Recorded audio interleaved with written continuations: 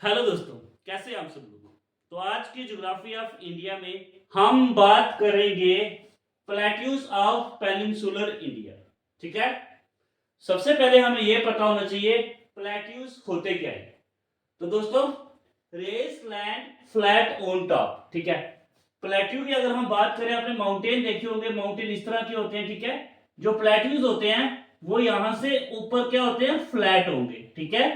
जो क्या बोल रहा है, रेस लैंड, ऊपर की तरफ उठी हुई लैंड, और ऊपर से जो उसका टॉप जो होगा वो बिल्कुल फ्लैट होगा। ओके। इसके फीचर की बात करें तो रफली इसकी शेप किस तरह की होगी, ट्राइंगुलर शेप में होगा प्लेट्यू। ओके। तो उसके बाद एरिया, कितना एरिया जो है ये इंडिया में कवर किया है प्लेट्यू के द्वारा, 16 lakh square kilometre area. Okay. और एवरेज हाइट की अगर हम बात करें, 600 मीटर से लेकर के 900 मीटर तक एरिया जो है, ठीक है, ये इसकी टोटल हाइट है सी लेवल से ऊपर तक। ओके। उसके बाद देखिए, most of the peninsular river flow west to east. इसकी जर्नल स्लोप की बात करें, वेस्ट से ईस्ट की तरफ इसकी स्लोप जो है वो रहेगी। ओके। ये जो चार रिवर्स है ये ईस्ट से वेस्ट की तरफ फ्लो करेगी। ओके। तो ये एक्सेप्शन है, ये हमें पता होना चाहिए। उसके बाद अगर हम प्लेट्यू की बात करें तो प्लेट्यू जो है पेनिनसुलर इंडिया में ये aggregations of several smaller plateaus. ठीक है। छोटे छोटे प्लेट्यूज हैं, उसको मिलकर के पूरे ये हमारे पेनिनसुलर इंडिया के प्लेट्यू जो है वो दिए गए। ठीक है। लेकिन ये डिवीजन है इनकी छोटे छोटे प्लेट्यूज में। अब उन्हीं सभी प्लेट्यूज को हम डिस्कस करते हैं। ठीक है। तो सबसे पहले हमारा मारवाड़ प्लेट्यू।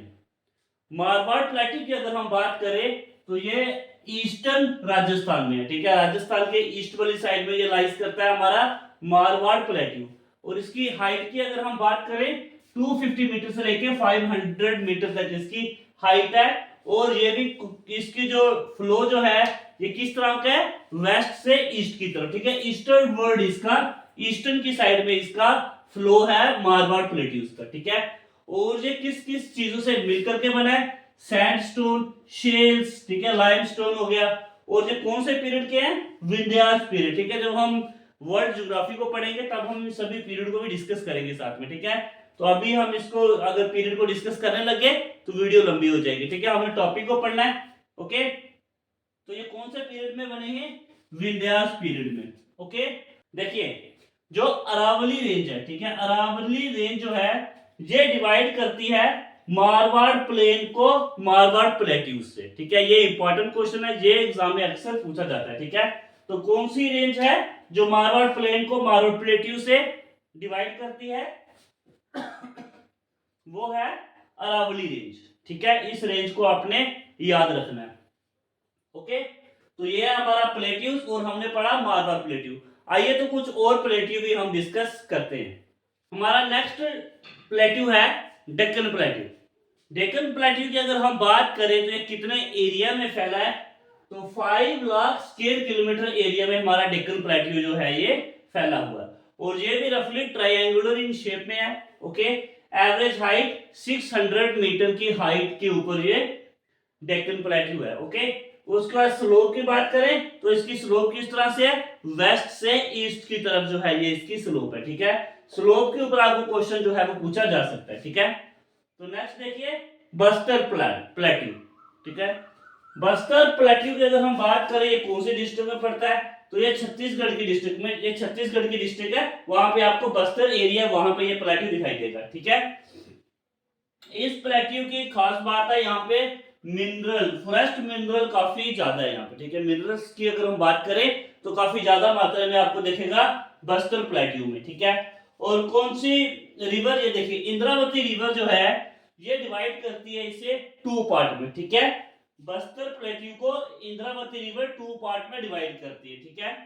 ये आपको समझ में आ गया। तो कौन सी रिवर है वो, इंद्रावती रिवर। ओके।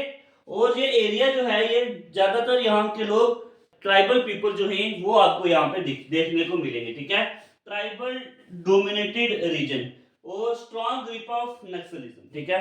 नक्सलवादी का स्ट्रॉन्ग ग्रिप आपको देखने को मिलेगा इस बस्तर प्लेट्यू में। ठीक है। और ये कहाँ पे पड़ता है, छत्तीसगढ़ में पड़ता है।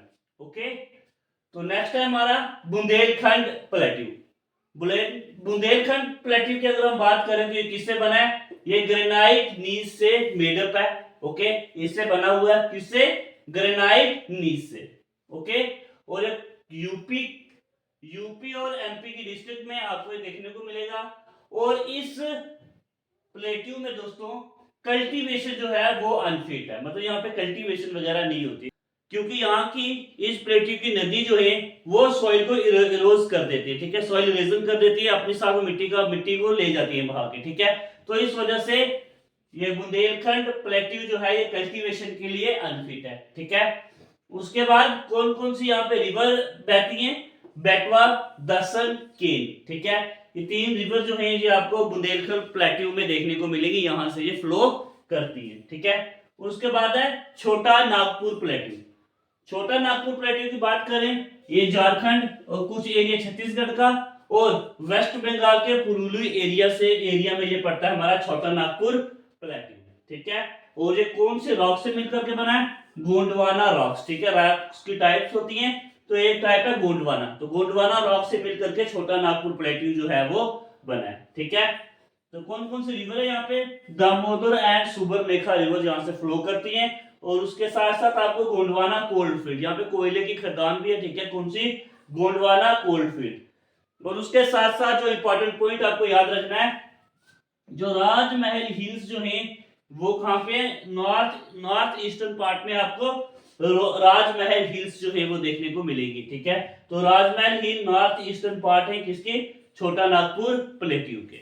ओके, तो ये थे हमारे 5 प्लेट्यूज और हमने डिस्कस किया मीनिंग ऑफ प्लेट्यूज। ठीक है, तो नेक्स्ट वीडियो में और प्लेट्यूज जो हुए वो आपके सामने मैं लेकर के आऊंगा। उम्मीद करूंगा आप साथ साथ में इसके नोट्स भी बना रहे हैं। ठीक है, काफी जो इंपॉर्टेंट पॉइंट है वही मैं आपके साथ डिस्कस कर रहा हूँ, फालतू की थ्योरी हम डिस्कस नहीं करेंगे। ठीक है, तो इस वीडियो में इतना ही दोस्तों, नेक्स्ट वीडियो में मिलते हैं नया टॉपिक लेकर के। धन्यवाद।